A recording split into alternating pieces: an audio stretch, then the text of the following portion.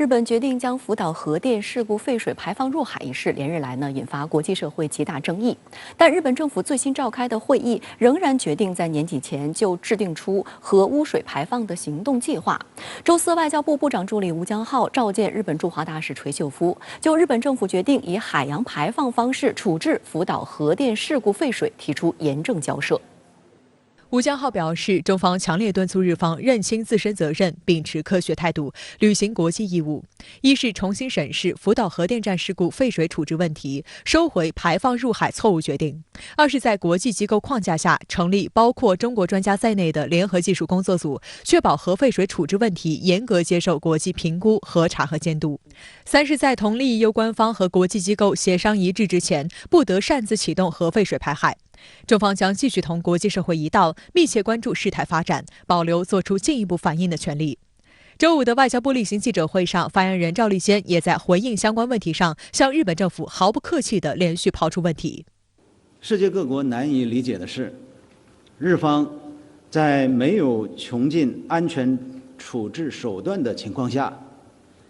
为何执意选择损害全球海洋环境的危险方式？日方强调排放的是经处理的净化水，又何必建造储存罐、严密封装？日方称排放参照国际惯例和国际标准，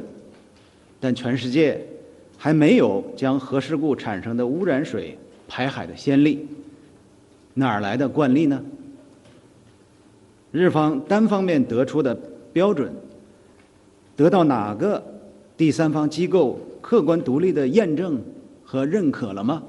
赵立坚还反问日本有没有和周边国家及国际环保组织充分协商，为何迟迟不愿在国际机构框架下成立包括中国专家在内的技术联合工作组，接受国际评估、核查和监督。赵立坚强调，核废水排海不能成为第一选项，更不能成为唯一选项。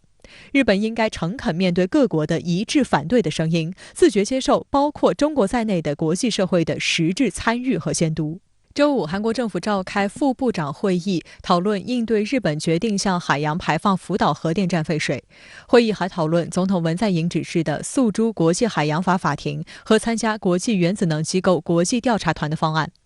韩国海洋水产部还宣布，拟强化对日产海鲜进行原产地追溯监督，加大执法力度。在首尔，大型超市挂出诸多抵制日货标语，强调超市里没有日本海鲜。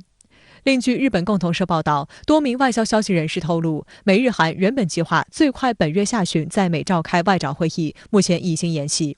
分析认为，这与日韩因核废水排放入海导致关系恶化有关。这个日韩关系这几年来一直处于一个比较紧张的状态。先是有这个二战时间的这个强征劳工问题，然后有慰安妇问题，然后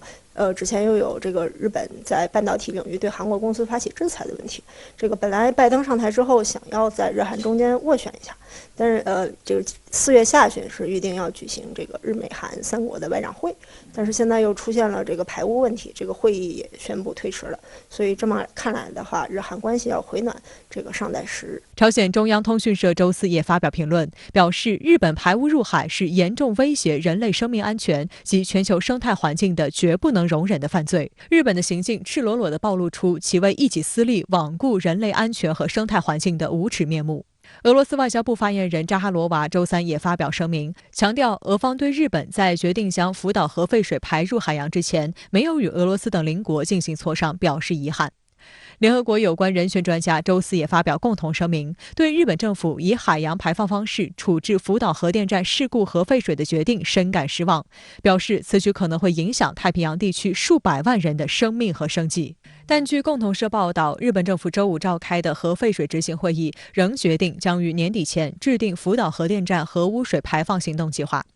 由于核废水排海决定致风评受害，日本内阁官房长官加藤胜信在会上表示，将努力加快商讨对策，确保必要的预算来进行风评管理。预计夏季前后举行第2次执行会议，就形象受损对策进行中期汇总。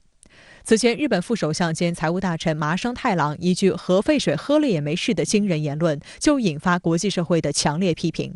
中方周三曾对此回应称，太平洋不是日本的下水道，那就请他喝了再说。但麻生却选择继续硬拗，声称所谓中国说太平洋不是日本的下水道，那难道是中国的下水道吗？接着他甚至大言不惭地说道：“这是大虾的海洋。”这番话也被网友形容为逻辑感人。而日本内阁官房长官加藤胜信则没有直接回应废水是否能喝的问题，而是改口说喝了也不能证明这水就安全，因此没有必要这么做。飲んでも安全ということでしょうか。飲んでも安全というか、WHO の定める水質基準、これを大きく下回るものであると。显然，这两位的说辞连日本国内民众都无法相信。海鲜本是日本料理的一大特色，排放核废水的消息已经引发了日本国内民众的持续担忧。连日来，不少抗议者在东京首相官邸外反对福岛核污水排入大海。日本渔业团体指出，一旦福岛核废水入海，将使日本全国的渔业都遭到毁灭性打击，渔业相关从业人员的生存将面临巨大威胁。ちょっと怖いですね、やっぱり。必ずしも安心とも限らないし、本当にいつ何が起こるかは多分誰も予測できないことですので。早速お客さんからメール来たんですよ。もう大丈夫なのとか、いやもう魚食べたくないわとか、コロナの影響でね、すごい暇な時期ですし、現地にこうやって買いに来てくれる人ってもすごい少ないから、そんなだったらもうよりもっと少なくなっちゃうんじゃないのっていう心配もありますし。